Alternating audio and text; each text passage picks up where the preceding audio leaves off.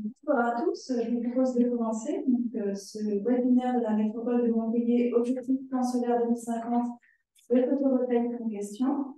Donc, tout d'abord, pour votre information, ce webinaire va être enregistré et il sera disponible en replay par la suite sur le site de la métropole.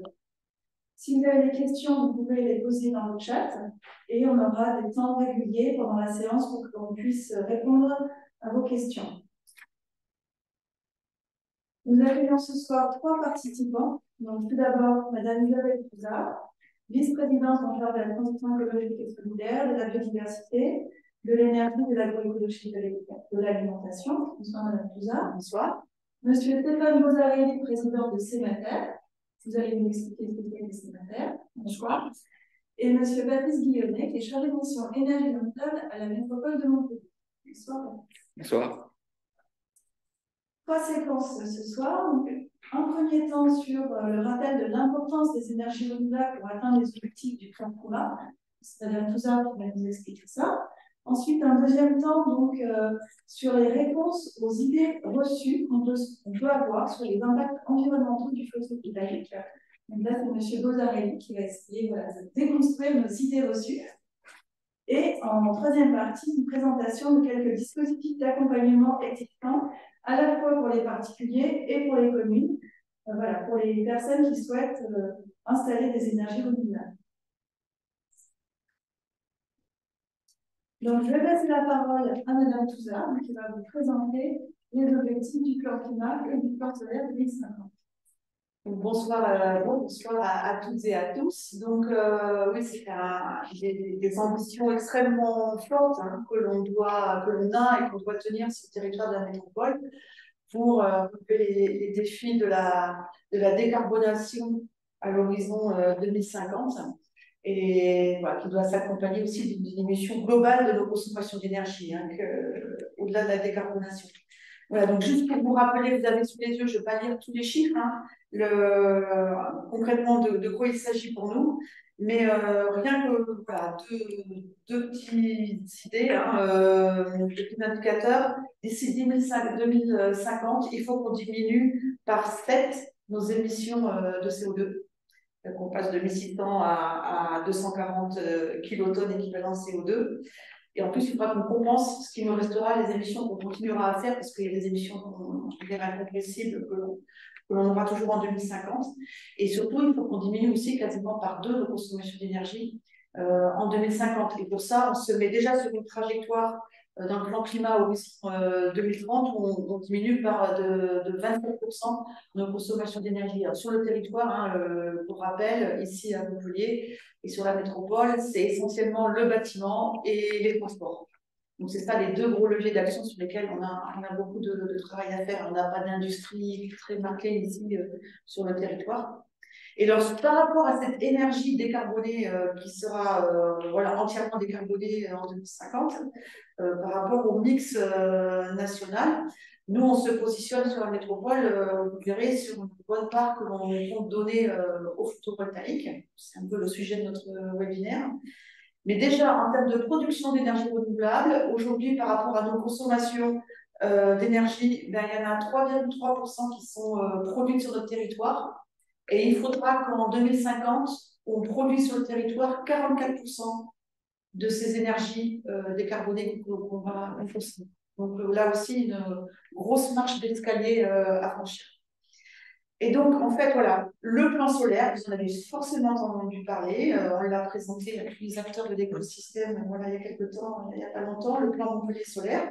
Donc ça, c'est notre feuille de route qu'on s'est fixée au niveau du territoire à l'horizon 2030 pour arriver vraiment à se mettre et montrer un peu comment, du côté photovoltaïque, on adopte une stratégie pour atteindre ces objectifs globaux. Et comment on répartit un petit peu les efforts stratégiquement sur notre territoire, déjà à l'horizon 2026-2030. C'est-à-dire qu'on se donne, dans les 10 ans, là, des priorités à mener, et puis on les révisera régulièrement. Est-ce qu'on atteint nos objectifs ou pas? Chaque année, on associera les acteurs de l'écosystème à ce suivi qu'on va faire pour éventuellement revoir notre trajectoire et nos choix.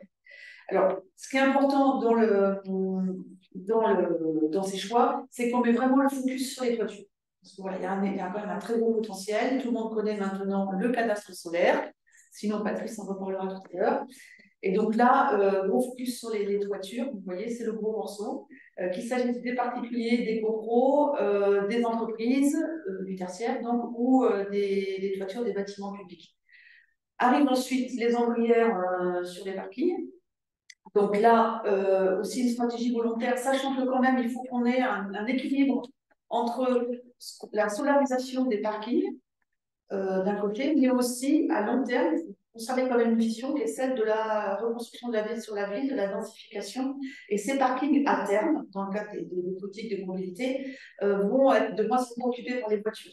Donc, ça aussi, c'est aussi des endroits où on pourra imaginer densification de la ville à terme. Donc voilà, il y a un doux équilibre, je dirais, à trouver entre solarisation, végétalisation de ces parkings et future densification urbaine. Et puis, voilà, les centrales au sol. Alors là, sur les centrales au sol, le choix est fait sur la métropole de vraiment, au moins dans les années qui viennent, vraiment privilégier les terrains réellement, je dirais, dégradés. Donc, on est en train de les recenser avec les communes. Ils seront inscrits dans le cadre du PLUI. Alors, on fait tout ça en harmonisation avec la loi qui nous amène à identifier nos zones d'accélération des événements. Alors, si je reviens sur le plan solaire, il y a cette stratégie avec des chiffres, donc on pourra aider sur des petits, vous ne les pas tous, vous les avez sous les yeux. Et puis ensuite, pour arriver à faire tout ça, avec ce qu'on met en place, déjà, c'est des outils qui sont déjà de sensibilisation, comme le cadastre solaire. C'est un accompagnement, je vois qu'il y a Michael Gerbert de la Guerrière de la LALEC qui est là avec nous. C'est le gros accompagnement que fait l'Agence locale de l'énergie et du climat auprès des particuliers et des copros pour déjà mettre le premier pas à l'étrier sur le développement de panneaux photovoltaïques sur les voitures. Ensuite, nous, on travaille vraiment, on essaie de développer tout un travail auprès des maîtres d'ouvrage, notamment promoteurs, certains sont publics, pas beaucoup, mais aussi privés, pour vraiment anticiper, donc déjà favoriser la pose du photovoltaïque en toiture, ou tout du moins faire en sorte que dans les nouvelles constructions, les toitures soient photovoltaïques compatibles. Ça, c'est très important d'anticiper tout ça. Après, la collectivité elle-même, à son niveau, se doit d'être exemplaire. Donc déjà, au niveau des bâtiments, je pourrais donner quelques petits exemples au niveau de la métropole de Montpellier. Vous savez, il y a beaucoup de bâtiments, les piscines, les médiathèques, etc. Donc on a déjà 16 sites qui sont déjà équipés en photovoltaïque. Il y en a un nouveau en 2023, c'est la halle de l'innovation à Cambacérès. Et puis on le fait également au niveau des piscines, piscine Neptune, la piscine Motte Rouge, que l'on vient de réhabiliter. Il y a des projets sur la piscine olympique. Voilà. Il y a aussi un projet photovoltaïque, vous savez, il y a un projet d'extension de Maera, de la station d'épuration Maera, et à Latte, et là aussi, il y aura du photovoltaïque. Et à côté des bâtiments, il y a, comme je disais, exactement la même stratégie sur les parkings. Alors, comme voilà, on veut faire attention à ces questions aussi de densification, on privilégie tous ces parkings qui sont à côté des bâtiments publics, que ce soit les piscines, voilà, les centres, il y aura aussi les centres commerciaux, par exemple les zones économiques, où là, on peut réfléchir à la solarisation de ces parkings. On a un exemple là qui devrait bientôt aboutir à la piscine Janine à Jacques.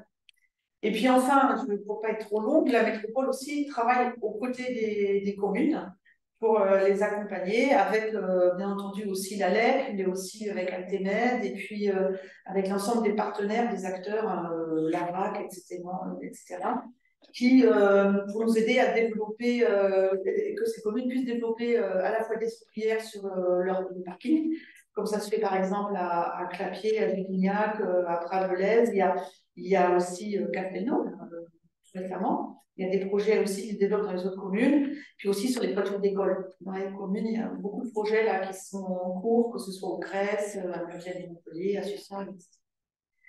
Voilà, donc j'ai un peu fait le tour de ce qu'on mène avec les équipes de la métropole qui sont vraiment sur le terrain et très impliquées sur tout ce volet-là pour tenir ce pari du développement du photovoltaïque sur notre territoire. Merci Madame Touza. Monsieur Bouzaret, est-ce que vous voulez réagir en quelques mots sur ce plan solaire 2050? Oui, avec grand plaisir. Donc, bonsoir à tous. D'abord, un petit mot sur qui est Cemater. Nous sommes le cluster, l'association qui regroupe les professionnels des énergies renouvelables en région Occitanie. depuis plus de 10 ans maintenant. Et donc, nous ne pouvons que nous satisfaire et être très contents de ce plan solaire 2050. Montpellier est une ville importante et il était essentiel pour nous qu'il y ait une appropriation de ce sujet des énergies renouvelables. Donc c'est vraiment un très bon signal et on est là pour accompagner au niveau des entreprises le développement de ce plan solaire. Évidemment, ce que rappelait Madame la vice-présidente, c'est que le meilleur des kilowattheures, c'est quand même celui qu'on consomme pas. Donc, il est important de travailler aux économies d'énergie. Mais ensuite, le déploiement du solaire sur les toitures et sur les parkings est très vertueux et créateur de richesses et d'emplois. Donc, on va avoir un vrai enjeu d'accompagnement de ce plan solaire au niveau de la création d'emplois et de la formation, notamment d'installateurs photovoltaïques. Donc, tout ça est en route et on s'y implique. Merci, Monsieur Bizarelli. On va prendre peut-être quelques questions s'il y en a dans le chat. Non, pas de questions. Dans ce cas, on va pouvoir enchaîner sur la deuxième séquence, donc c'est celle des réponses aux idées reçues, puisque malgré une volonté et un poids politique fort de développer massivement le photovoltaïque, on constate quand même qu'il y a des résistances qui perdurent, qui sont fondées sur des idées reçues, comme par exemple un panneau photovoltaïque ne se recycle pas, ou un panneau consomme plus d'énergie qu'il n'en produit. Donc voilà, on a souhaité solliciter M. Bozarelli pour qu'il nous apporte son éclairage sur ces idées reçues. Donc on en a sélectionné quelques-unes. Et si vous avez vous-même d'autres questions auxquelles vous souhaiteriez avoir des réponses, vous pouvez les mettre dans le chat et on aura également un petit temps de questions-réponses sur cette partie-là. Voilà, pour commencer, donc je redonne la parole à M. Bozarelli pour cette première idée reçue. Les panneaux solaires photovoltaïques consomment-ils plus d'énergie qu'ils n'en produisent? C'est évidemment faux. Un panneau solaire aujourd'hui va mettre un an et un mois, ça dépend des zones géographiques, mais à Montpellier, c'est autour d'un an pour compenser l'énergie qui a été nécessaire à sa production. Sachant qu'on le verra après, la durée de vie d'un panneau solaire est relativement importante puisqu'on est sur 30 à 40 ans. Ça nous permet d'avoir vraiment une vraie contribution énergétique sur les moyens de production d'énergie. Alors, la deuxième question, je n'arrive un petit peu à sinon, je peux la faire. Allez, la deuxième question, c'était les panneaux photovoltaïques comportent des terres rares et donc contribuent à l'épuisement des ressources. Alors, c'est totalement faux également. Un panneau solaire ne comporte aucune terre rare. Ça, c'est quand même essentiel à dire et à prouver. Le constituant principal d'un panneau solaire, c'est du silicium, qui est le deuxième métal, deuxième produit minéré, le plus disponible sur Terre. Donc, il n'y a vraiment aucun enjeu par rapport à ça.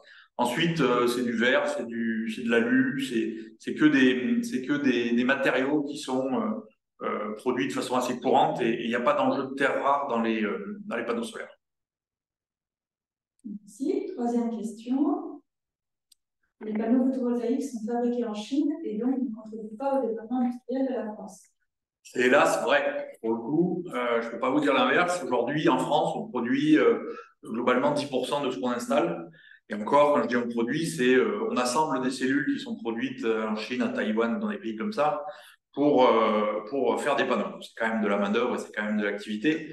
Par contre, il y a, depuis le Covid et les enjeux de réindustrialisation, il y a un vrai développement industriel sur ce sujet des productions de panneaux solaires. Il y a notamment 2 gigafactories qui avancent de façon assez importante. Une à côté de Fos-sur-Mer et puis une autre en Alsace qui serait en capacité de produire plus. Enfin, si les deux se font, on produit au moins 2 fois ce qu'on installe aujourd'hui en France. Donc, il y a une vraie réappropriation par la France de cet enjeu industriel, ce qui pour nous est essentiel effectivement dans la chaîne de valeur globale du solaire. On a une remarque d'une personne qui nous rappelle qu'il faut un bon entretien des panneaux pour une bonne rentabilité. C'est vrai, un panneau solaire qui est plein de poussière, on le voit d'ailleurs avec la personne qui nettoyait sur la photo qu'on avait juste avant. Un panneau solaire, ça s'entretient, ça se nettoie quand il est encrassé, et puis il y a un entretien annuel sur la partie électrique pour contrôler les onduleurs et les systèmes qui permettent la régulation. La durée de vie, donc vous avez la question, quelle est la durée de vie d'un panneau photovoltaïque? C'est deux questions en fait. Donc la durée de vie est très longue. Aujourd'hui, les industriels garantissent les performances pendant 30 ans. Il y a eu des panneaux solaires qui avaient été installés sur des balises en mer, qui ont été démantelés au bout de 40 ans et retestés, et qui avaient encore 80% de leur puissance nominale. On a une vraie durabilité sur des panneaux photovoltaïques qui permettent d'avoir des temps de production très longs. Et par rapport aux aléas climatiques, un panneau, c'est du verre feuilleté comme votre pare-brise. Et donc, tant qu'on n'est pas passé en catastrophe naturelle, le panneau, il tient et on n'a pas d'enjeu particulier. Et on a eu, il y a quelques temps, des épisodes de grêle où il y a eu un certain nombre de panneaux abîmés, mais qui, du coup, ont évité que les toitures ne soient abîmées et que ce qu'il y avait sous les toitures ne soit inondé. Donc, finalement, les panneaux ont amené leur résistance pour éviter d'abîmer plus le bâti. Merci. Et encore une question. Alors moi, j'aurais une petite question. Il y en a une aussi. Et pour revenir sur la durée de vie des panneaux, Oui. j'ai entendu dire qu'on commençait à avoir sur le marché des panneaux reconditionnés. Alors, effectivement, on l'évoque après. Un panneau solaire, alors, je réponds à celle-là, après je réponds à la faute. Ah, c'est pas recyclage, je parle de reconditionnement. Oui, tout à fait. J'ai une autre question ensuite. Allez, parfait. Donc oui, un panneau solaire se recycle complètement, ce qu'on évoquait tout à l'heure. Un panneau solaire, c'est un cadre en alu, c'est du verre, c'est un peu de plastique recyclable, et puis après, c'est les cellules qui elles-mêmes peuvent se refondre. Donc on n'a pas de gros enjeux de recyclage. Le recyclage théorique assez abordable, c'est 95% du panneau. Et après, par contre, effectivement, il y a des process qui sont en train de se mettre en place en France pour retester les panneaux qui arrivent en usine de recyclage et pouvoir les orienter vers des filières de réutilisation et de seconde vie des panneaux. Donc, effectivement, on va prioriser la seconde vie et ce qui revient à ce que j'évoquais tout à l'heure. Un panneau qui a 40 ans et qui est encore à 80% de sa puissance nominale, s'il n'est pas abîmé, il n'y a pas de raison de le recycler. Autant le remettre sur le marché de l'occasion, entre guillemets, de façon à ce qu'on n'ait pas d'enjeu par rapport à ça. Voilà. Donc ça se recycle facilement, ça se recycle. Et on travaille effectivement sur des sujets de seconde vie des panneaux. Merci. Et donc, on avait quelques questions dans le chat. Alors, on a une question d'une participante. C'est une idée reçue. L'énergie solaire n'est que complémentaire pour un particulier qui doit toujours conserver un raccordement d'énergie fournie par un fournisseur. Il peut rarement être autonome. Est-ce vrai? Ah bah, bien sûr, c'est vrai. Sauf si vous mettez une grosse batterie, un gros champ de panneaux solaires. Mais globalement, un particulier aujourd'hui, les panneaux solaires vont produire en journée quand il y a du soleil et donc ne vont couvrir qu'une partie de la consommation. Après, ce qui va être important, c'est de travailler sur les économies d'énergie et la chasse au gaspillage qu'il peut y avoir dans la maison et puis éventuellement décaler des consommations. Mettre votre machine à laver à tourner à midi au lieu de la mettre la nuit, par exemple, va venir consommer l'énergie produite par les panneaux. Mais effectivement, un panneau solaire n'est pas là pour remplacer complètement l'alimentation réseau. Alors, il y a une personne qui dit également, étant donné qu'on consomme immédiatement et qu'on ne stocke pas, est-ce bien rentable? C'est là où je dis que l'important, c'est de décaler les consommations et c'est d'optimiser les consommations au moment où on a la production, de façon à effectivement consommer le plus possible. Une installation solaire doit être étudiée. On ne peut pas dire je mets 3, je mets 5, je mets 10. Il faut étudier par rapport à vos consommations individuelles et mettre le bon nombre de panneaux. Ça ne sert à rien d'en mettre trop parce qu'effectivement, vous ne pourriez pas consommer, ce serait réinjecté sur le réseau. Il faut mettre le bon nombre de panneaux de façon à ce que ce soit cohérent par rapport à votre consommation et à votre capacité de décaler un peu vos consommations sur votre maison. Et un autre participant nous indique un site où on peut voir tous les composants d'un panneau. Très bien. Moi, j'ai encore une question aussi. Vous nous dites que les panneaux photovoltaïques sont recyclables à 95%, mais sont-ils recyclés? C'est-à-dire, est-ce qu'on a bien en France la filière de recyclage? C'est une très bonne question. Nous avons une filière de recyclage qui existe en France depuis un certain nombre d'années. Un panneau solaire, c'est comme un téléphone portable. C'est un appareil électrique qui paye une écotaxe quand il est installé. Écotaxe qui est perçue par un organisme d'État qui s'appelle Soren. Et qui a mis en place depuis plus de 10 ans maintenant des usines de recyclage. Donc, il y en a une première qui était du côté de Rousset, à côté d'Aix-en-Provence, et ils viennent d'en inaugurer une récemment au sud de Bordeaux, et il y en a une autre dans le sud toulousain qui est en cours de création. Donc on a une filière qui existe, on a des panneaux solaires qui sont d'ores et déjà recyclés, et après il y a des acteurs privés, notamment du côté de Grenoble de mémoire, qui travaillent plutôt sur les enjeux de deuxième vie des panneaux solaires. Donc il y a une filière industrielle qui existe et les panneaux sont effectivement d'ores et déjà recyclés. On n'a pas énormément de volume puisque les grosses installations ont démarré il y a une dizaine d'années, donc on aura du volume, on aura du gros volume dans une dizaine d'années. Il y a une remarque disant qu'il n'y a pas besoin que d'un panneau, il faut aussi ajouter l'onduleur et les batteries en option. C'est une installation à part entière, effectivement. Il faut un panneau. Un panneau, ça va produire de l'électricité en continu. Derrière, on met un onduleur qui transforme l'électricité en 220 volts ou en 380, comme vous pouvez avoir chez vous pour alimenter directement votre tableau électrique. Et il y a l'option batterie, éventuellement, qui peut venir augmenter votre autonomie si vous souhaitez vraiment privilégier l'autonomie de votre maison. Ça a un coût. Voilà. Après, c'était une histoire de choix. Moi, j'ai une question. Le fait que le photovoltaïque, c'est une question qu'on se pose nous à mettre le photovoltaïque, les particuliers développent la pose de panneaux photovoltaïques sur leur toiture, ce qu'on souhaite. Est-ce que ça va générer le développement des pompes à chaleur, notamment RO, puisqu'ils fonctionnent avec l'électricité? Et est-ce que c'est quelque chose qui va, je dirais, ensemble un petit peu dans le modèle? Alors les deux ne sont pas forcément liés puisque en été effectivement si on a un besoin de production de climatisation, la production solaire est très cohérente avec l'utilisation des pompes à chaleur. Par contre sur la partie chauffage, la pompe à chaleur qui va plutôt fonctionner en fin de journée ou la nuit, on n'a pas beaucoup de relation entre la production solaire et la production de pompe à chaleur, mais la consommation pardon, de pompe à chaleur. Mais globalement, sur des centres commerciaux par exemple, il y a des enjeux de climatisation sur la partie été, le solaire est très adapté. Effectivement, on va produire au moment où il y a un gros besoin de consommation. Une autre question, c'est où en est-on de la R&D pour le stockage de l'énergie? C'est comme le solaire, c'est en permanente évolution. Aujourd'hui, les batteries industriellement utilisées sont les mêmes que dans les voitures, c'est-à-dire des batteries lithium. Il y a de la R&D sur du stockage thermique, il y a de la R&D sur tout un tas de choses. Et la courbe d'apprentissage du solaire en 10 ans les prix ont été divisés par 10 et les technos évoluent constamment. Sur la batterie, c'est pareil. On a une courbe d'apprentissage qui va très vite et on a des technos qui évoluent très vite. Donc et là aussi, en termes d'industrialisation en France, on a plusieurs gigafactories de batteries qui sont en train de se créer. Donc ça, c'est plutôt très bien et ça va nous permettre d'avoir une vraie activité industrielle autour de ces métiers du stockage. Plus de questions. Plus de questions dans le chat. Je fais une petite relance.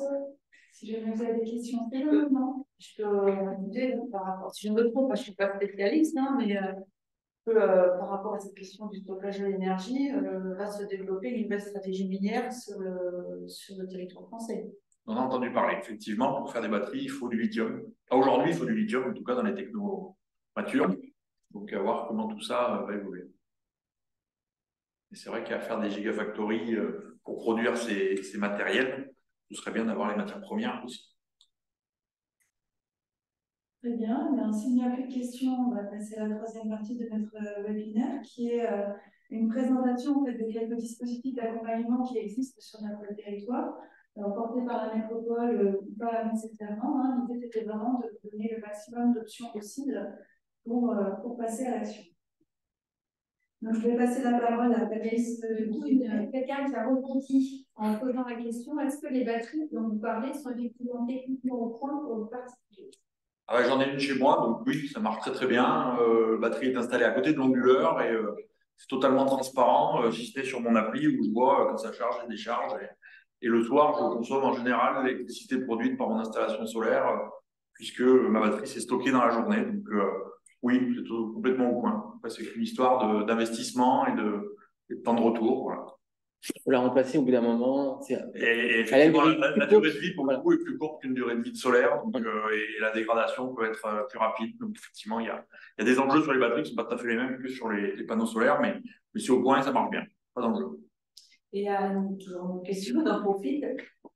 J'ai aussi également entendu parler, et on a une expérimentation, je crois aussi sur la métropole, de l'utilisation des moteurs des véhicules électriques. Donc, quelle mesure c'est les batteries, les moteurs, les batteries, excusez-moi, les batteries des véhicules électriques pourraient aussi servir à stocker de façon très à la journée, je dirais, cette énergie produite en journée pour la restituer le soir. Après, il faut jongler avec les besoins de la mobilité, mais...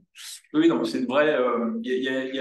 effectivement, il y a une expérimentation en cours avec EDF, notamment sur la métropole. L'enjeu étant que les voitures électriques font en général beaucoup de kilomètres quand c'est pour faire le trajet domicile-travail. Et si elles sont en capacité sur leur parking au travail d'avoir des ombrières photovoltaïques et de se recharger avec du solaire, pouvoir dire je décharge le soir quand je rentre chez moi pour alimenter ma pointe de 19h a une vraie logique, sans pour autant la décharger complètement et qu'elle soit disponible le lendemain matin. Donc il y a effectivement une étude en cours sur l'utilisation des batteries de véhicules comme moyen de charge et de restitution d'énergie dans des domiciles. C'est une vraie... Et ça peut massifier effectivement les enjeux de stockage. Et typiquement, c'est parfaitement adapté à j'ai du solaire, j'ai un parking solaire par exemple sur mon entreprise et je viens charger les voitures de mes collaborateurs pour qu'ils redéchargent le soir chez eux. Ça peut devenir même un facteur d'attractivité de l'entreprise. Ça peut, effectivement. Déjà, avec le fait d'être garé à l'ombre, à l'abri de la pluie, pas avoir une voiture qui fait 40 degrés quand on la reprend. Une question? Non. Donc, je vais donner la parole à Patrice Guionnet pour cette troisième partie et pour une présentation de quelques dispositifs d'accompagnement. Effectivement, on a parlé du plan Montpellier solaire 2050 avec plusieurs actions concrètes vers les particuliers, vers les entreprises et vers les collectivités. Une des actions, c'est autour du cadastre solaire. Je vois qu'il y a des maires connectés, notamment le maire de Castelnau-Lez. On a parlé des ombrières tout à l'heure.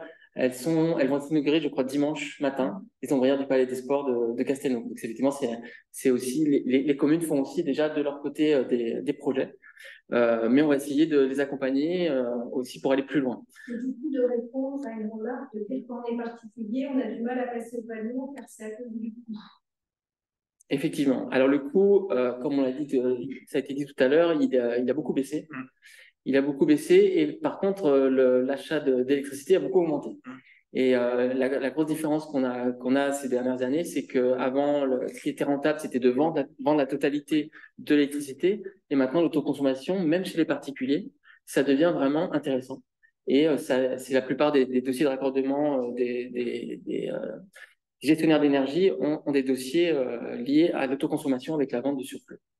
Donc voilà, ça peut répondre aussi à ce sujet et le temps de retour baisse au niveau de tarifs d'achat des panneaux solaires. Donc le cadastre solaire, c'est un outil de communication. C'est un outil qui permet d'avoir une vision du potentiel solaire de sa toiture sans remplacer une étude que fera un professionnel.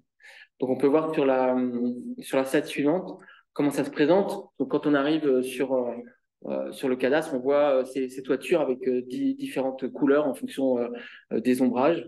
Ça peut être des ombres portées par un bâtiment ou par une cheminée. Et donc, soit on navigue sur la carte comme une carte Google, soit on rentre son adresse. Et sur la slide suivante, on voit ce qui apparaît. Sur sa toiture, on a déjà une première vision sur la partie de la surface qui est appropriée, très appropriée ou peu appropriée de sa toiture. Donc ça donne déjà une indication, si tout est sombre, ça va être un peu compliqué d'aller dans une installation photovoltaïque. Ensuite, on va choisir son profil. Donc, soit on est particulier, soit on est une entreprise, soit on est une collectivité. C'est pas tout à fait le même profil et les mêmes temps de retour. Et ensuite, on va pouvoir choisir, on en parlait, donc soit de vendre la totalité de l'électricité, c'est encore une possibilité, c'est encore rentable, soit d'autoconsommer une partie de sa production photovoltaïque. Une fois qu'on a fait ce choix, on arrive sur la slide suivante. Alors voilà, il y a beaucoup d'informations, mais c'est quand même des informations très concrètes et intéressantes. D'abord, vous avez une petite barre qui vous permet de choisir. C'est-à-dire qu'on vous propose par exemple là 47 mètres carrés, mais vous pouvez choisir moins ou plus. Et vous voyez en dessous, les chiffres vont s'adapter sur le coût, sur combien ça rapporte et sur le temps de retour. Donc c'est vraiment très, très simple, très didactique. On voit des premiers éléments. on peut exporter ce projet sous un format PDF pour le garder pour plus tard. Tout ce qui est renseigné, ça reste anonyme. Il n'y a aucune information qui est conservée. Il n'y a pas d'identification. Vous rentrez sur le cadastre solaire anonymement. Il y a juste des statistiques pour savoir combien de personnes ont accédé au cadastre solaire, mais on ne garde pas les adresses, évidemment. Et vous voyez ensuite, il y a un petit bouton à la fin sur lequel on peut cliquer pour être accompagné pour ce projet. Donc, quand on est un particulier et quand on est une commune, on peut être accompagné par la LEC. Donc, c'est la salle suivante. On en a parlé à l'Agence locale de l'énergie et du climat de la métropole de Montpellier. Et là, pour aller plus loin, pour répondre à certaines questions un peu plus précises, donc vous avez à la fois un formulaire issu du cadastre solaire, ou alors vous avez le site en lui-même. Donc, soit vous essayez de contacter une personne, soit vous allez sur le site de la LEC, où vous avez une mine d'informations déjà, si vous souhaitez être autonome.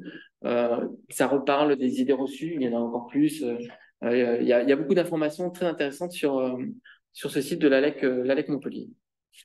Donc voilà déjà pour le cadastre solaire, donc, qui s'adresse aux particuliers, qui s'adresse aussi aux communes, parce qu'elles peuvent voir sur leur patrimoine le potentiel, et aussi parce que nous, métropole, on va aider les communes, notamment dans le cadre de la loi d'accélération de la production d'énergie renouvelable, pour définir leur zone.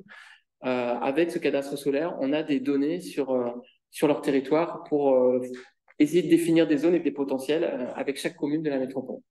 Donc ça, c'est vraiment un sujet en ce moment pour les maires qui sont connectés. On vient juste d'envoyer un courrier signé du président et on va pouvoir vous aider sur la partie photovoltaïque grâce à ce cadastre, mais aussi sur les autres énergies renouvelables.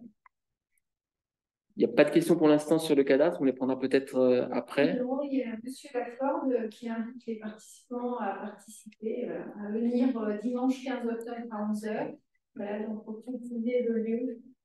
Donc c'est à côté du Palais des Sports, le parking attenant au Palais des Sports. Et je crois que c'est une installation en autoconsommation collective. Oui. Donc il y a plusieurs bâtiments communaux. Avec un financement participatif. Exactement. Voilà. Avec une plateforme participative. Donc un bel exemple, effectivement, à reproduire. Le troisième type d'accompagnement qui concerne à la fois les citoyens et puis qui peut concerner aussi les collectivités, c'est l'association Éclair, qui accompagne des groupements de citoyens qui souhaitent se monter en association pour faire des projets photovoltaïques avec vraiment non seulement du financement citoyen, mais aussi, contrairement à une plateforme, une gouvernance citoyenne. Là, les citoyens, ils deviennent partie prenante des projets. Et donc, Éclair accompagne ces projets sur le territoire de la métropole, mais aussi ailleurs en Occitanie. Et on va le voir sur la slide suivante. Il y a une association qui existe actuellement sur le territoire de la métropole de Montpellier, qui s'appelle Énergie en Toi, qui a été accompagnée par Éclair, qui est lauréate d'un appel à projet de la région, auquel la métropole de Montpellier s'est associée avec une lettre de soutien. Donc voilà, c'est une association de citoyens, pour des citoyens, qui a déjà 2 projets en production, un projet sur une école à Grabel et un projet sur le centre technique à Julignac, et qui est en train de travailler, je crois, avec Rade de l'Aise, et voilà, avec éventuellement d'autres collectivités. Ils ont l'habitude, du coup, ils savent faire des réunions pour expliquer aux citoyens comment ça fonctionne, comment ils peuvent investir, et c'est vrai que ça rend l'énergie proche, en fait. Voilà, on connaît notre école, on connaît notre hôtel de ville à côté, on peut participer au financement du solaire, et en même temps, on peut participer à la gouvernance du projet. Donc, c'est vraiment cette énergie citoyenne, un dispositif qui peut intéresser les citoyens s'ils veulent s'engager dans l'association ou s'ils veulent juste être ou investisseurs ou également partie prenante du projet. Voilà, pour aller plus loin, un peu plus rapidement, vous allez retrouver avec le replay ce support et avec les liens. Donc, vous pourrez aller avoir plus d'informations sur les sites internet des structures. Donc là, c'est l'AREC Occitanie. L'AREC, c'est l'Agence régionale de l'énergie et du climat. C'est le bras armé de la région pour tout ce qui est énergie renouvelable et sobriété énergétique. Et elle porte ce dispositif de cotoiturage en Occitanie pour se mettre à plusieurs pour cofinancer des projets d'énergie renouvelable. Il y a eu la question tout à l'heure ou la remarque sur le fait que ça pouvait coûter cher. Hein. Effectivement, tous les propriétaires ne peuvent pas forcément financer une installation seule. Et bien là, voilà, il y a ce dispositif-là pour se mettre à plusieurs. Ça peut être des voisins, ça peut être avec un bâtiment de la commune. Donc, vous aurez plus d'informations sur ce site-là. Il y a un autre dispositif, toujours dans les énergies citoyennes, c'est l'énergie citoyenne en Occitanie. Donc là, c'est une plateforme. Vous aurez aussi plus d'informations. On retrouve Éclair, on retrouve les associations citoyennes de la métropole, mais pas que. Il y a d'autres associations citoyennes en dehors de la métropole, mais qui peuvent très bien intervenir sur des communes de notre territoire. C'est comme le financement dont on parlait tout à l'heure de la plateforme citoyenne pour le projet de Castelnau. Ça a d'abord été ouvert aux habitants de Castelnau, puis aux habitants de la métropole, et puis en Occitanie, et puis à toute la France. Donc voilà, on peut aussi être une association citoyenne et puis investir sur le territoire de la métropole, même si on est en dehors. Voilà, il y a d'autres dispositifs, on ne va pas tous les citer, mais il y a effectivement d'autres acteurs. Cette feuille de route, comme Madame Touzard l'a dit, on va essayer de la regarder tous les ans. On se met un peu en danger puisqu'on a mis des objectifs assez proches. Et en plus, on peut les voir parce que les chiffres de production photovoltaïque, ils sont faciles à avoir. Donc, on va voir après tous les ans si on est sur la bonne trajectoire ou pas, s'il faut qu'on accélère plus vis-à-vis des citoyens, plus vis-à-vis des collectivités, des entreprises aussi. On va travailler auprès des entreprises, on va travailler avec les installateurs. Donc, on a vu les développeurs et là, on va bientôt travailler avec les installateurs qui vont voir les particuliers. Donc, c'est pas tout à fait le même type d'entrepreneur. Donc voilà, donc on a encore beaucoup d'actions à mettre en œuvre. Il y en a qui existent déjà, des groupes de travail existent, et on espère que voilà, dans quelques années, on va voir qu'on est sur la bonne direction, peut-être au-dessus, pourquoi pas. Merci Patrice pour ce panorama très complet. Est-ce que nous avons des questions dans le chat? Non. Il n'y aurait aucune question? Ça a été parfaitement clair. Alors, je rajoute du coup, encore Castelnau-le-Lez, il se trouve que vendredi prochain, pas de bêtises, je crois que c'est à partir de 18h30. Vous regarderez sur le site de l'ALEC Montpellier ou de la mairie de Castelnau-le-Lez, sur les réseaux sociaux, il y a un café climat organisé par l'ALEC Montpellier sur le cadastre solaire et également sur le photovoltaïque où vous pourrez encore aller plus loin, poser plus de questions pour les habitants de Castelnau ou autres. Ça sera au Palais des Sports, justement, voilà, dans une salle du Palais des Sports. Une petite question. Avez-vous une liste fiable et reconnue d'entreprises locales qui installent les panneaux solaires? Alors, sur le cadastre solaire, on n'a pas le droit de diffuser une liste. Par contre, on renvoie vers la qualification QualiPV. Donc là, vous avez un lien, vous avez la liste des installateurs qui sont qualifiés QualiPV, PV pour photovoltaïque, qui sont audités régulièrement. Ils peuvent perdre cette qualification. J'ai discuté. Voilà. Oui, sur le site de QualiPVNR, effectivement, vous trouvez assez facilement la liste des installateurs qui sont agréés sur le territoire et à proximité. C'est essentiel d'avoir un installateur à proximité parce que ça vous permet, en cas de problème, en cas de quoi que ce soit, pour la maintenance, d'avoir un interlocuteur dans la durée. Et c'est vraiment très important. Mais effectivement, faites faire plusieurs devis, faites attention avec qui vous bossez. On a encore, hélas, quelques éco-délinquants qui sont présents et il faut les éviter. 3 devis, c'est l'idéal. Ouais. Et si vous avez vraiment un doute, voilà, vous avez l'ALEC Montpellier. Ils peuvent lire les devis pour vous aussi, un peu les analyser, voir s'il y a un loup ou si au contraire, ça correspond à peu près à ce qui se fait sur le marché. Oui, parce qu'on voit des prix du simple au double pour la même installation. Donc, faites faire des devis. D'ailleurs, pour information, moi j'ai eu un contact avec Richard Loyen, que vous devez connaître, du syndicat Enerplan. On va travailler sur la partie solaire thermique, puisqu'on a effectivement notre plan solaire est un plan solaire photovoltaïque. C'était une volonté de notre part pour qu'il soit assez clair. On va pouvoir le faire évoluer avec une partie solaire thermique. Et sur cette partie aussi photovoltaïque, il connaît bien avec QualiPV. Il m'a dit voilà, la plupart de nos installateurs sont compétents. Il y a quelques brebis galeuses.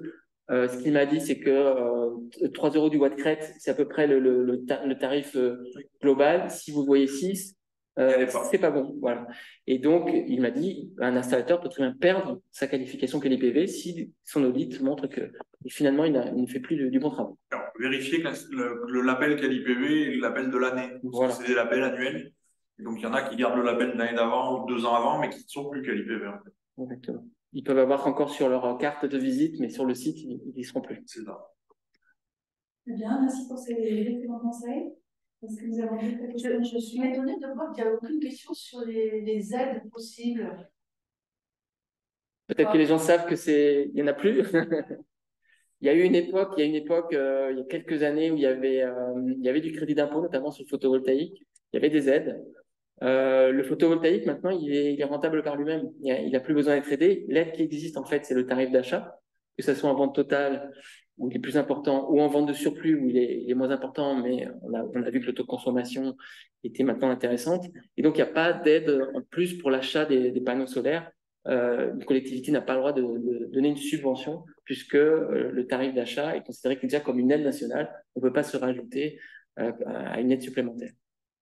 Et c'est vrai qu'aujourd'hui, compte tenu des prix de l'énergie, l'enjeu de l'autoconsommation est essentiel. Et c'est là où, si on veut parler de rentabilité, c'est là où c'est le plus intéressant finalement. Pour autant que vous arriviez à décaler vos consommations en journée et à travailler sur vos enjeux de consommation. Mais les prix ont tellement évolué sur la vente d'électricité que finalement, et inversement, les prix du solaire ont tellement diminué. Aujourd'hui, il faut faire de l'autoconsommation et éventuellement faire un peu de vente de surplus si vraiment vous en avez trop, mais l'enjeu c'est l'autoconsommation. À l'époque où il y avait des subventions pour le photovoltaïque, on avait des installations individuelles qui étaient autour de 24 000 euros. Quand ces aides ont été supprimées, comme par hasard, elles ont baissé à 12 000 euros. Parce qu'en fait, dans leur plan, dans leur devis, ils rajoutaient les aides et ce n'était pas le prix réel des panneaux. Donc, on a une question pour M. Bodarelli. Est-ce que les développeurs vont véritablement s'engager dans les projets communaux qui ne sont pas forcément rentables, c'est-à-dire qui ne correspondent pas à leurs attentes de rentabilité? L'enjeu, il est d'avoir une multitude d'intervenants. On l'a vu tout à l'heure sur les petits projets à l'échelle des communes, des collectifs, des citoyens sont beaucoup plus adaptés parce qu'effectivement, un petit projet de 36 kilos, un producteur d'énergie ne saura pas faire. Mais par contre, avoir des citoyens qui sont acteurs sur l'énergie, notamment sur les énergies renouvelables, c'est essentiel et c'est très important à l'échelle d'une commune. Et donc, j'ai envie de répondre non. Aujourd'hui, les développeurs, les producteurs d'énergie vont démarrer sur des projets à 100 kilos. Alors, ça fait 500-600 mètres carrés. Ça reste quelques installations possibles sur chaque commune en raisonnant en tiers investissement. Après, effectivement, il y a des aides de la région, il y a des aides d'accompagnement de la LEC, il y a des aides d'accompagnement de l'ADEME sur autre chose, pour les études notamment. Il y a beaucoup d'aides qui peuvent être mobilisées au moins sur la partie études. Par les collectivités. Par les collectivités, qui peuvent permettre effectivement de faire au niveau des communes des projets tout à fait pertinents sur des écoles, sur des petits sites. Mais c'est vrai que les industriels, entre guillemets, les producteurs d'énergie ne peuvent pas aller sur ces petites installations. Pour l'instant. Ou à moins d'avoir une proposition en draft. Ou alors, il faut effectivement avoir un volume de projets qui permettent d'avoir un minimum vital de puissance installée. Ouais. J'aurais encore une question pour M. Bodarelli, qui intéresse tout le monde. Là, je témoigne à titre personnel. J'ai installé des panneaux photovoltaïques chez moi et je me rends compte que du coup, avec notamment les applications que l'on a qui nous permettent de voir un peu ce que l'on produit, et ce que l'on consomme, et la part de la production, et puis de ce qu'on prend sur le réseau, etc. Et c'est vrai que ça nous stimule dans l'idée d'arriver, ça devient presque un jeu, à essayer de concentrer nos consommations sur la phase de production. Et ça vous fait prendre, pardon. Et du coup, je vais voir, je n'ai pas encore les chiffres, mais j'ai l'impression que ça va aussi nous pousser à économiser de l'énergie. C'est-à-dire qu'on guette, notamment pendant la nuit, etc., la moindre, on se pose la question de comment se fait-il qu'on a eu une consommation cette nuit alors que tout était éteint, par exemple. Donc, on se pose beaucoup de questions, en fait, sur nos pratiques et de consommation d'énergie. Est-ce qu'on a déjà des études qui montreraient qu'avec le photovoltaïque, les consommations globales des habitants qui vont adopter ça diminuent globalement et ou pas? On n'a peut-être pas encore les... Non, alors, Voilà, mais je trouve que c'est un effet, je dirais, secondaire, un Oui. petit peu vertueux du Oui. Le simple fait, effectivement, d'avoir une visibilité de sa consommation, il y a une stat de l'ADEME là-dessus, alors j'ai plus le chiffre, je sais plus si c'est 5 ou 10% d'économie, mais le simple fait d'avoir une visu de son installation et de sa consommation fait prendre conscience aux gens du sujet et on voit des diminutions de consommation, solaire ou pas solaire. Le simple fait d'avoir un outil qui permet d'avoir une visu permet de réduire les consommations. Ça vous permet de chasser les ampoules qui restent, qui ne sont pas des ampoules LED, des choses comme ça, et de les changer. Ça permet de se rendre compte que quand on allume le four, ben, c'est 2-3 kilos. Enfin voilà, il y a une vraie prise de conscience, effectivement, au travers du simple fait d'avoir l'information et de savoir la lire. Et après, le solaire, moi j'ai eu des cas où le solaire générait une augmentation de la consommation. Parce que la personne, en l'occurrence, se dit bah, je produis, de toute façon, je mets ma clim 3 degrés de moins. Et donc je clim plus. Donc je consomme plus sur ma clim parce que j'ai du solaire, donc je m'en fous. Et ça, c'est quand même un effet pervers du truc. Il faut. Voilà, il y a un enjeu là-dessus. Alors, j'ai un seul cas en tête, hein, comme ça, c'est pas non plus une vérité, mais la majorité des cas, on a quand même une vraie prise de conscience de ce qu'on consomme. Parce que finalement, c'est très abstrait. Je consomme 3000 kWh, 10 000 kWh. Qu'est-ce que c'est? Alors qu'avec avec le petit outil, là, ça va vite d'avoir une visu des cours de conso et d'avoir une vraie prise de conscience, effectivement, de tout ça. Et sachant que ce que je disais tout à l'heure, le meilleur des kilowattheures, c'est celui qu'on ne consomme pas quand même. Donc, travaillons sur nos économies d'énergie et puis produisons propre pour le reste. Oui, je rappelle, hein, moi, c'est ce que je disais en tout début de webinaire, c'est que on y arrivera sans le pétrole, sans le gaz, avec toutes ces solutions, voilà, tout ce mix décarboné, on n'y arrivera que si on diminue de moitié nos consommations d'énergie d'ici 2050. Voilà, dans nos bâtiments et dans nos mobilités. Dire je vais remplacer mon véhicule de gasoil thermique par un véhicule électrique et je ne change rien à nos pratiques, ça ne résout pas le problème. Il faut en même temps diminuer nos consommations par deux. Donc il faut, voilà, pareil pour les bâtiments. Du coup, on a une remarque et deux questions. Donc la remarque, c'est de dire que si on touche à la limite de l'exercice, on doit interroger la notion de service public et surtout de l'égalité d'accès. Et au niveau des questions, donc c'est est-ce qu'à votre avis, l'État va soutenir les communes si elles font elles-mêmes l'investissement, par exemple des prêts à taux zéro ou avantageux? Et donc une autre collectivité demande, avons-nous des financements possibles dans le cadre des fonds verts de l'État pour les collectivités liées aux énergies renouvelables? Alors, le prêt à taux zéro, je ne pense pas qu'il va revenir hein, pour le photovoltaïque. Après, il y a d'autres projets d'énergie renouvelable. Hein. Le sujet, c'est le photovoltaïque. Il y a d'autres projets où il y a des subventions sur la chaleur renouvelable, par exemple. Mais sur le photovoltaïque, comme on l'a dit, maintenant, il est rentable. Voilà. Donc, finalement, même une collectivité peut dire bah, je fais un emprunt sur 10 ans.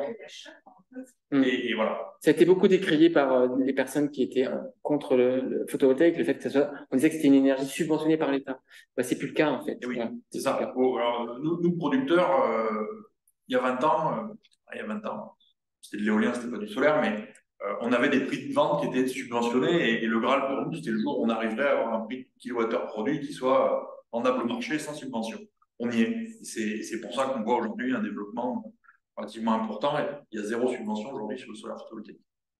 Donc, je rejoins la remarque de la personne qui dit que voilà, les personnes avec des petits revenus n'ont pas, même si elles le voulaient, n'ont peut-être même pas la possibilité auprès de la banque d'avoir, parce qu'on voit que c'est rentable dans le sens où peut-être que nos économies d'énergie peuvent compenser, je dirais, les remboursements de l'emprunt, mais parfois on ne peut même pas emprunter. On n'a pas les garanties, on n'a pas les revenus suffisants. Donc c'est sûr que ça, je suis entièrement d'accord. Ouais. Ça pose une question de fond, vraiment, sur l'inéquité. Voilà, c'est la même chose pour la rénovation thermique de nos logements, même si on a des aides là quand même qui sont fortes, d'autant plus qu'on est dans des situations, mais peut-être pas encore assez pour que les propriétaires avec petits revenus puissent sauter le pas des travaux. Hein. Donc, je rejoins tout à fait. Et là, c'est une question de politique publique nationale. Hein, ouais. Et tout à l'heure, donc on a parlé rapidement, hein, mais du dispositif cotoiturage en Occitanie. Oui. Voilà, c'est sous forme de coopérative. Donc, j'ai une toiture, mais j'ai pas les fonds. J'ai les fonds, mais j'ai pas la toiture. Ils peuvent se mettre ensemble.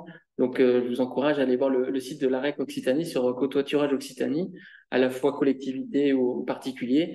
C'est des choses émergentes. Peut-être que dans 5 ans, on dira bah, c'est la norme. Mais voilà, au moins, il y a la région qui a une ambition d'être à énergie positive, met des services à disposition des citoyens et des collectivités. Il y avait une question d'une collectivité sur est-ce qu'on est éligible, est-ce que ces projets sont éligibles au fonds vert? Alors ça, on va se renseigner, mais... Non, les fonds verts ne vont pas aller financer du photovoltaïque. Ouais, je pense que c'est... Par contre, ça peut financer de la rénovation énergétique. Bien. Est-ce qu'on a d'autres questions dans le chat ou je vous laisse quelques secondes peut-être pour réagir ou poser une dernière? Sinon, si ce n'est pas le cas, on va passer au temps de conclusion. Donc, je vais donner la parole à nos 2 intervenants pour un mail de conclusion. Peut-être M. Desarnais dans un premier temps. Allez, très heureux d'avoir participé à ce webinaire. On est là depuis plus de 10 ans et donc on est présent pour accompagner la métropole sur l'ensemble de ces sujets énergétiques, énergie renouvelable en tout cas. Donc voilà, très content d'avoir participé, d'avoir pu lever quelques voiles sur les idées fausses, notamment du solaire. Merci beaucoup. Et merci de l'invitation. Oui, merci à vous de nous avoir rejoints sur ce webinaire. Hein. Comme vous l'avez compris, dans le cadre du plan climat, air, énergie, territoire de la métropole, on essaie avec l'équipe de la MTech, donc avec Rokaya, avec Sophie, avec Patrice et bien d'autres, de développer comme ça tout un panel, je dirais, d'outils, hein, des webinaires, il y a aussi des formations qui sont organisées, etc., pour vraiment aller vers tous les acteurs du territoire, les habitants, les entreprises, etc., pour échanger, lever, répondre aux doutes qui peuvent se poser, à toutes les questions très légitimes, parce qu'on voit que c'est à la fois des questions techniques puis des questions de société hein, qu'on aborde avec tous ces sujets-là. Il y a une chose qui est claire, c'est que toutes les énergies renouvelables, quelles qu'elles soient, seront toujours d'un point de vue environnemental, dans tous les cas de figure, bénéfiques par rapport aux énergies fossiles. Donc, je pense qu'il faut vraiment le dire haut et fort. Hein, on entend parfois d'autres discours qui sont dans le déni. Donc, il faut vraiment le rappeler. Après, voilà, il faut en effet garder de la souplesse et savoir qu'il y a sur chaque territoire, il y aura un mix différent, voilà. Et il faut aussi savoir accompagner chacun des habitants, des entreprises dans ses choix. Donc, le photovoltaïque s'avère comme une évidence sur le territoire, mais il n'y a pas que ça. Donc, on travaille beaucoup aussi sur la métropole à tout ce qui va être les fameux réseaux de chaleur et de froid, comment développer aussi le bois énergie chez les particuliers, comment les accompagner aussi pour peut-être arriver à rénover aussi ou changer de poêle, de cheminée. Mais voilà, tout ce travail qui essaie d'être adapté à chaque situation sur le territoire. Donc, il faut rester très pragmatique, mais une chose est sûre, il faut qu'on développe ces énergies renouvelables. Il n'y a aucun... On est gagnant sur tous les tableaux. Oui, ça permet de développer les emplois d'ailleurs. Et les emplois. C'est gentil.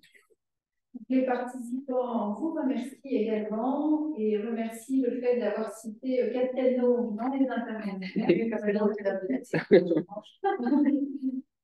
Bien, merci. Bon, alors, l'heure de la thème va sonner. Merci à tous. On espère que ce webinaire vous aura apporté quelques éléments pour votre réflexion et pour passer à l'action surtout. Si vous avez des doutes sur la pertinence du photovoltaïque, ils ont été levés définitivement et que voilà, vous allez pouvoir avancer dans vos démarches.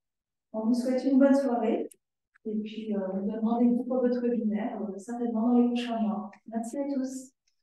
Au revoir. Au revoir.